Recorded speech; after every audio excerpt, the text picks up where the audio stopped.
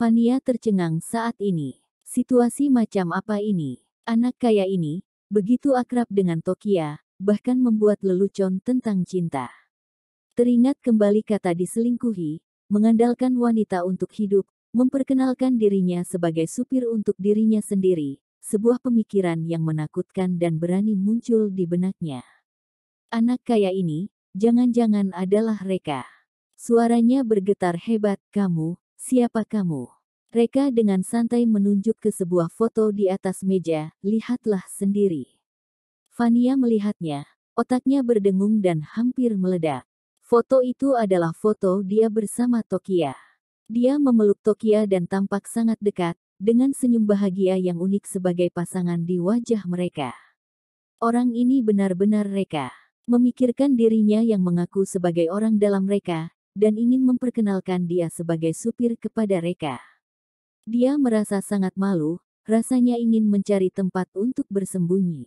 Bajingan ini, jelas-jelas presidir perusahaan, kenapa perilakunya begitu rendah hati, pakaiannya biasa, dan mengendarai mobil rusak, benar-benar memalukan sekali. Hei, sepertinya wawancara hari ini sudah pasti akan gagal. Dia menarik napas dalam-dalam, menyesuaikan suasana hatinya dan berkata, "Maaf sudah mengganggu." Setelah berbicara, dia berbalik dan hendak pergi. Dia benar-benar tidak punya wajah untuk tetap tinggal. Reka berkata dengan acuh tak acuh, "Pergi begitu saja. Satu kata maaf pun tidak ada." Fania berhenti, menggertakkan giginya, kemudian berbalik dan membungkuk pada Tokia. "Nona Masita, ini sebuah kesalahpahaman. Tidak disangka telah membuatmu dalam kesulitan.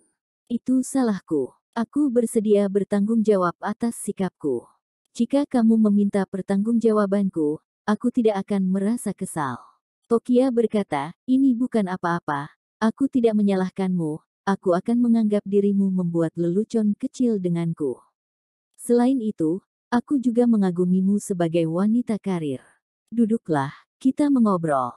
Fania mengangkat kepalanya karena terkejut. "Nona Masita, kamu mengizinkan aku melanjutkan wawancara?" Tokia mengangguk, "Tentu saja."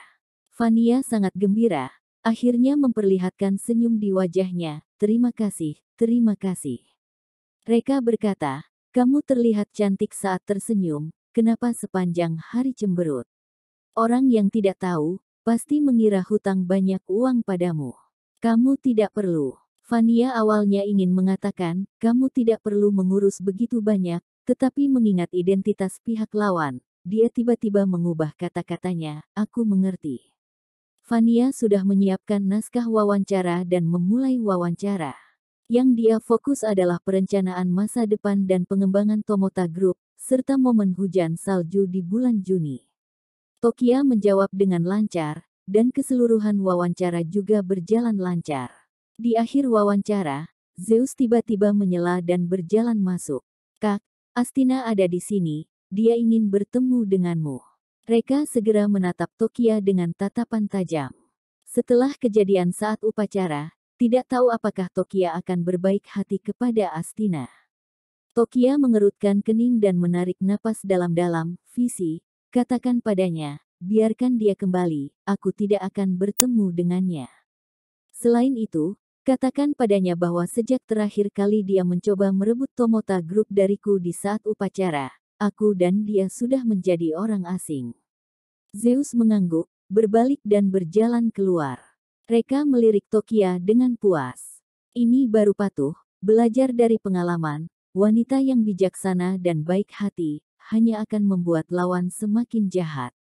Wawancara berlanjut. Namun, wawancara belum beberapa kata, Zeus kembali lagi. Zeus berkata, "Kak, Astina itu sangat tidak tahu malu. Diusir juga tidak bisa pergi, bersikeras ingin menemuimu. Dia bahkan berlutut di pintu, mengatakan jika kamu tidak melihatnya, dia akan terus berlutut sampai dia meninggal." Tokia ragu-ragu sedikit, hatinya luluh. Tapi setelah melihat tatapan Reka, dia menggigit kepalanya dan berkata, "Berlutut saja sesuka hati dia, biarkan saja dia." Zeus segera mengangguk, Aku juga berpikir begitu. Jalang ini sudah mempermalukan kita beberapa kali, Meskipun dia berlutut sampai mati, juga tidak teraniaya. Hei, kamu seorang reporter, kan? Kemari, kemari, kemari, aku juga ingin diwawancarai beberapa patah kata. Bahkan di dalam mimpi, aku pun ingin masuk dalam berita.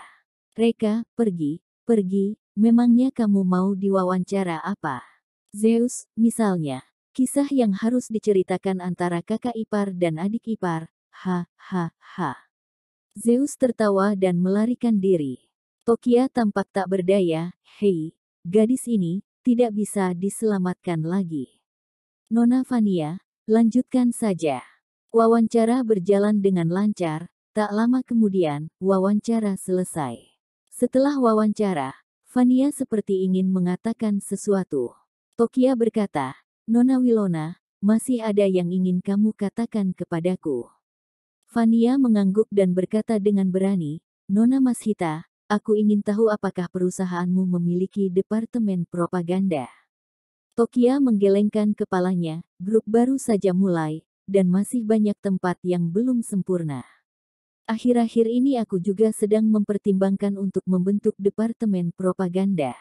Vania buru-buru berkata, Nona Mashita, kamu ini juga pebisnis, aku rasa kamu lebih tahu tentang pentingnya publisitas perusahaan daripada aku. Reputasi suatu perusahaan bahkan dapat menentukan kelangsungan hidup perusahaan tersebut. Departemen propaganda ini tidak boleh diremehkan. Aku pikir, apa bisa pekerjaan publisitas perusahaanmu ini diserahkan kepada Aerox Entertainment kami? Kebetulan saat ini kami tidak memiliki banyak bisnis.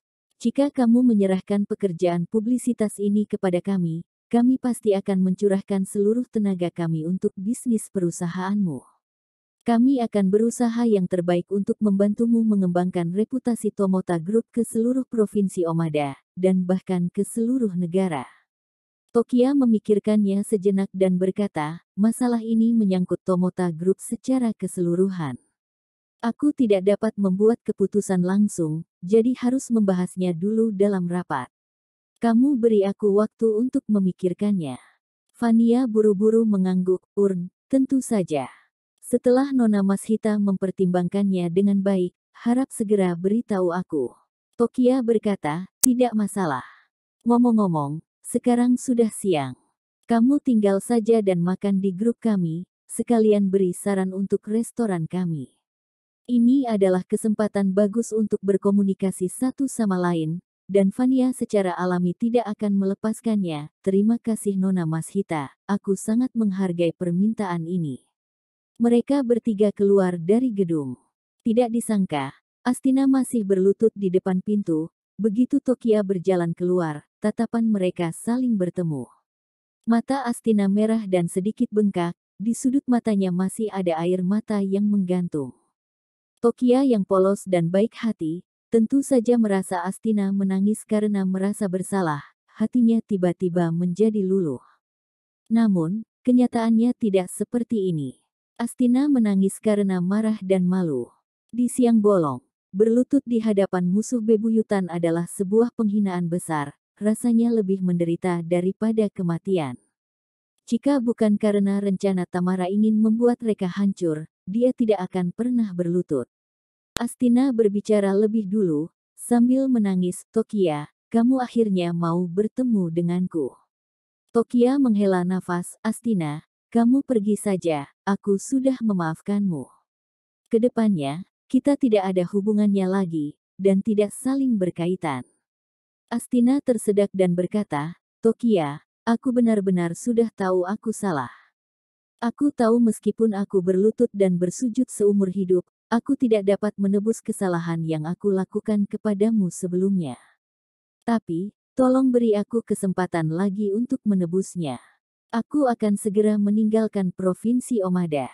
Sebelum aku pergi, aku hanya ingin mentraktirmu makan dan dengan sungguh-sungguh meminta maaf padamu, agar aku bisa merasa lebih baik. Tokia berkata, kalau untuk makan tidak perlu lagi.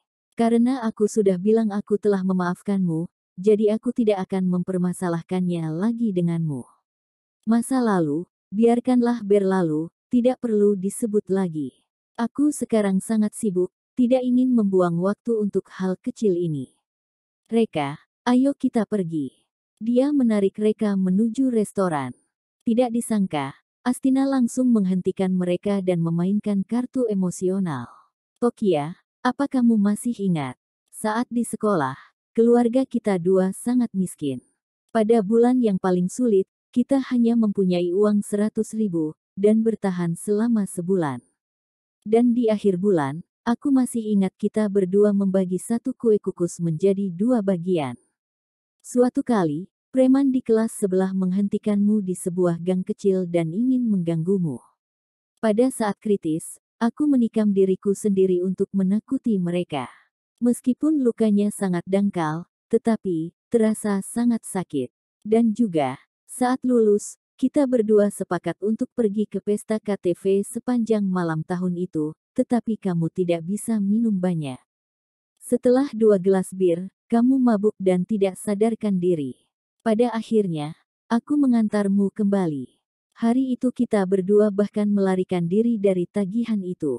Ada banyak hal yang ingin aku katakan padamu, tetapi tidak pernah ada kesempatan.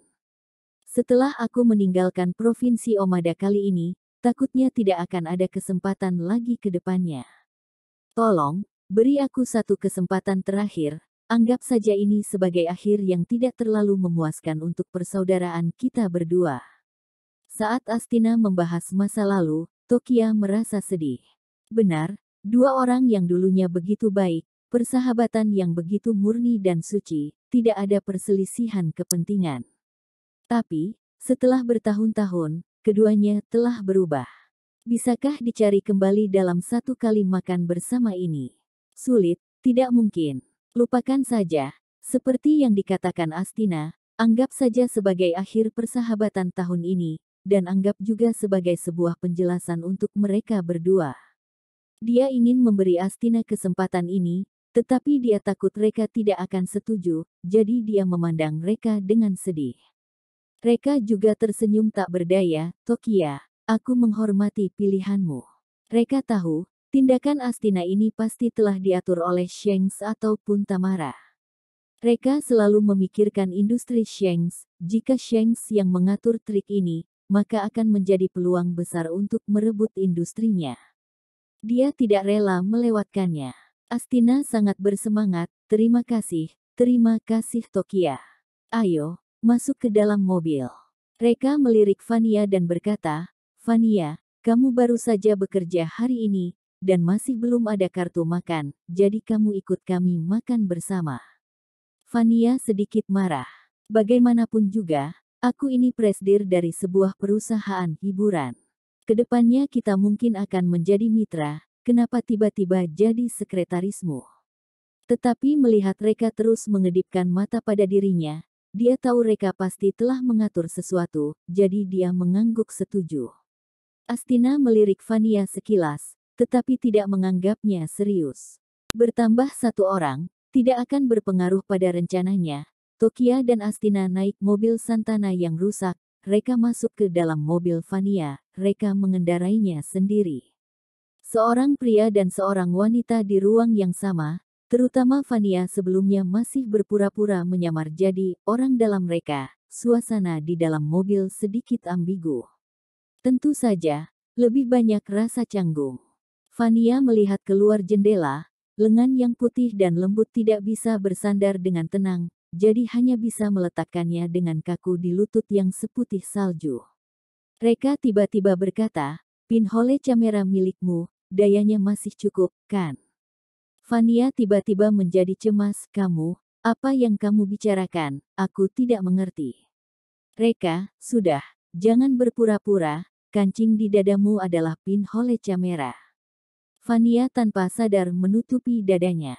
Kancing di dadanya memang pinhole kamera, yang digunakan saat ada kunjungan mendadak. Pinhole kamera ini sangat tersembunyi, jika tidak melihatnya dengan cermat, pasti tidak akan menyadarinya. Tapi orang ini masih bisa mengenalinya. Mungkinkah dari tadi dia terus menatap dadanya? Wajah Vania seketika langsung memerah. Perlu diketahui, pakaian yang dia kenakan adalah leher V berpotongan rendah. Jika dilihat lebih cermat, maka bisa dilihat dengan jelas melihat garis belahannya dan sepetak bunga putih. Ternyata sudah menyimpang. Reka juga menyadari kalimat ini mudah disalahpahami oleh orang lain. Kemudian dia dengan cepat mengubah topik pembicaraan. Aku harap nanti Astina tidak keluar dari jangkauan pinhole kamera. Setiap gerakannya harus dipotret. Jika tugas ini selesai, aku bisa membantu menyelesaikan kontrak kerjasama. Fania berkata, kamu masih mencurigai Astina. Tapi aku lihat Astina benar-benar sudah bertobat. Dan bahkan Nona Mashita juga sudah bilang, masa lalu biarkanlah berlalu. Reka menghela nafas dengan penuh arti, masa lalu biarkanlah berlalu, kedepannya hanya akan menjadi lebih buruk lagi. Hei, gadis ini benar-benar sangat baik hati, penyakit ini, seumur hidup tidak dapat diubah lagi. Fania, bok hati, bukankah itu hal yang bok? Reka, bok buruknya perilaku baik hati ini juga harus lihat siapa pihak lawannya. Bagi orang lain, tentu bagus, tapi bagi diri sendiri, permintaan ini terlalu tinggi. Untungnya, aku ada di sisi gadis ini, kalau tidak, aku benar-benar tidak tahu seberapa sulit dan menderitanya dia dalam hidup ini. Pivania mengangguk dengan acuh tak acuh.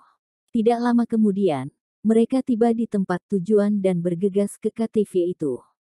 Berdiri di depan pintu, melihat papan nama dengan lampu neon, Tokia penuh emosional, benar-benar tidak disangka setelah bertahun-tahun, KTV ini masih ada dan namanya masih sama. Astina berkata, iya, sejak kelulusan terakhir kali itu, aku tidak pernah ke sini lagi. Tokia, dulu kadar alkoholmu benar-benar payah. Jika tahu lebih awal, aku tidak akan membiarkanmu minum. Saat itu, masih muda dan energik, tidak masalah jika berpesta sepanjang malam. Tokia, itu pertama kalinya aku minum alkohol, minum terlalu banyak juga wajar.